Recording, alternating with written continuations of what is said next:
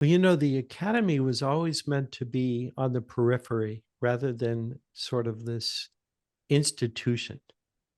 And I've always been a strong believer that the periphery is the place to play and create. That's where the most radical action can come from, the freer action, because it's not so encumbered by institutional mind, let's say. There's a wonderful body of work called The Shadow Culture that explores this very topic. It explores actually by looking at transcendental poets, I think was the beginning of this research that was done, and how they were doing this most amazing work on the periphery that eventually changed the way poetry happened in the academic center. And so, really, this sort of dynamic of the periphery and the center always fascinated me.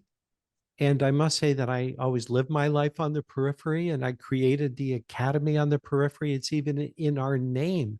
An academy sounds like such a serious thing, but then it's for the love of learning, which is this very whimsical, fun kind of thing that's not at all about it. The academic center, it's about the love of learning. So, I was beginning to feel that the love of learning part of the academy as an organization was actually getting a little imprisoned by the institutional part, by the sort of tendency I think that we all have toward bureaucracy.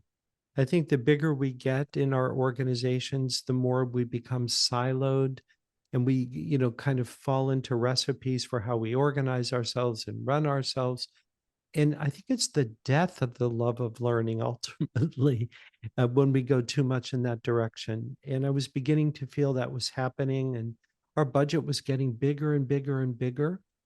And because I think it takes more money to silo.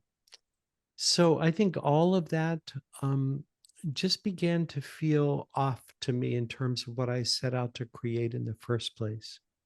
And I think that that began a process of reorienting and reorganizing, and then looking at our programs and thinking of ways to have more impact in the world.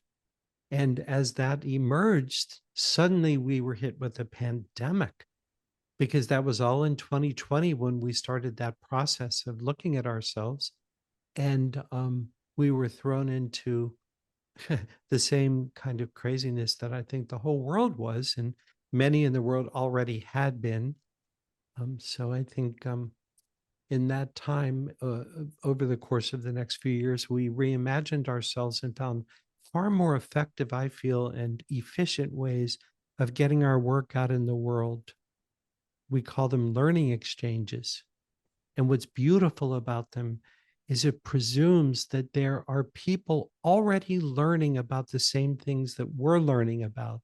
It positions all of us as learners instead of teachers and learners. And together we're learning our way to a better world.